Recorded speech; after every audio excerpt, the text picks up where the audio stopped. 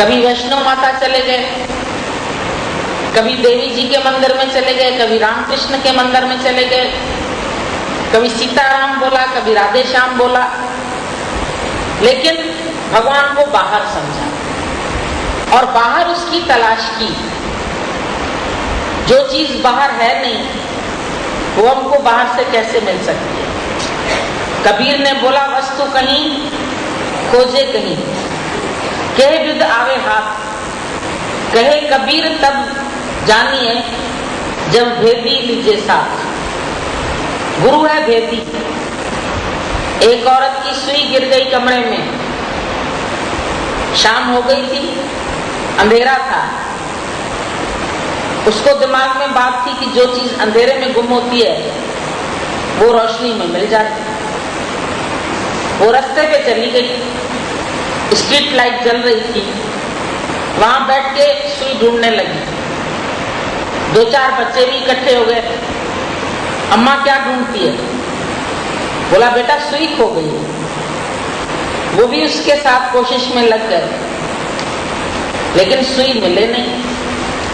एक बच्चा थोड़ा होशियार था, बोला माँ गिरी कहाँ थी? बोला बेटा गिरी तो कमरे में थी। तो बोला फिर कमरे में ढूंढो ना, रोशनी भी कमरे में करो। रोशनी में तो मिलेगा, लेकिन रोशनी कहाँ करनी है? जहां सुई खोई है वही रोशनी करो। तुम्हारा आनंद किसने गुम किया है? तुमको अशांत किसने किया है? कभी अपने आप से सवाल पूछ के देखो। हम सब बोलते हैं हमको बड़ी अशांति है, बड़ी अशांति है। हम तुमको शांति नहीं देंगे। हमारे पास कोई शांति का टोकरा नहीं रखा है जो हम तुम सबको शांति दे दें। लेकिन हम तुमसे पूछते हैं तुम्हारी अशांति का कारण क्या है? शांत स्वरूप तो तुम है। पानी स्वाभाविक ठंडा है। गर्म कब होता है? जब लकड़ियां डालते हैं, आग पे रखते हैं, पानी गर्म हो जाता है। अब उसको हमें ठंडा करना है। उतार के पतीला नीचे रख दो, असंग कर दो, अपने आप ही सुबह तक ठंडा हो जाएगा। कुछ करना पड़ा, खाली उसको हमने चूल्हे से अलग करके रख दिया। तुम भी स्वाभाविक शांत स्वरूप है। तुमको शांति बाहर से नहीं मिलेगी, लेकिन तुमको अशांत किसने किया है? तुम्हारी इच्छाओं ने, तुम्हारी चाहनाओं ने तुमको दुखी किया है। और जैसे जैसे तुम ज्ञान सुनेंगे, तुम्हारी चाहनाएं कम होंगी, तुम्हारी आवश्यकताएं कम होंगी, तुम्हारा मन भटकना बंद होगा, तो अपने आप ही शांति तुम्हारे अंदर से प्रकट हो जाएगी। शांत स्वरूप है मन तू, ज्योत स्वरूप है अपना मूल पछाण, हरजी तेरे नाल है गुरमती रंजन। मन तू शांत स्वरूप है, मन तू ज्योत स्वरूप है। पर हम लोगों ने बोला मन तो बड़ा तंग करता है हमको। मन क्यों तंग करता है? मन को तुमने ट्रेनिंग नहीं दी सही। आज एक जानवर को सही ट्रेनिंग मिलती है, मालिक का इशारा समझता है। कुत्ता भौं भौं करेगा, मालिक बोलेगा चुप, चुप हो जाएगा। लेकिन तुम्हारा मन पालतू कुत्ता नहीं है, रास्ते का कुत्ता है। उसको तुमने बहुत गलियां घुमाई हैं, बहुत दुनिया के मजे दिखाए हैं, भटक गए।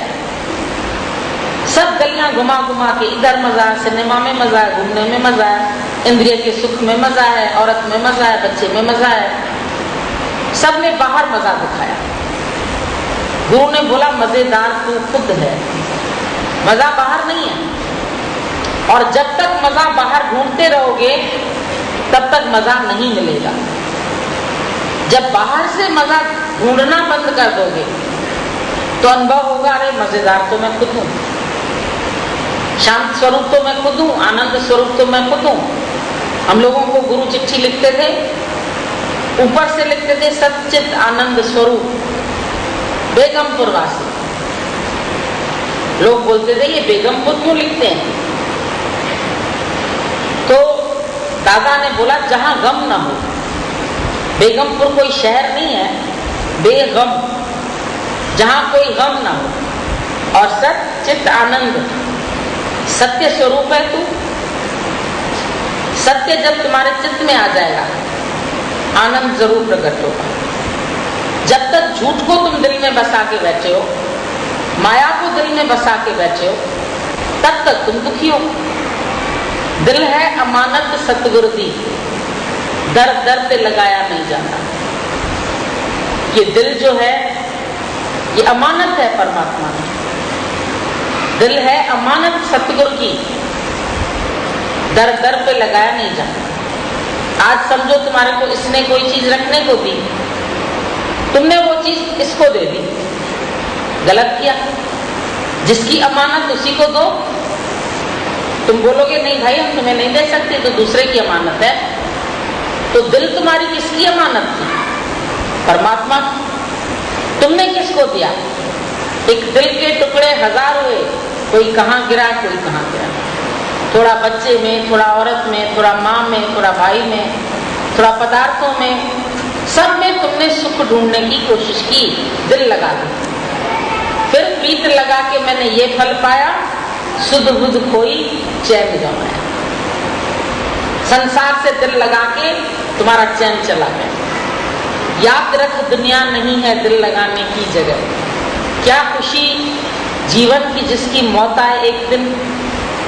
एक ना एक दिन तुमको सबको पता है, रिटर्न टिकट तुम्हारे जेब में है। इस दुनिया में तुम हमेशा के लिए रहने नहीं आए हो। जिस वक्त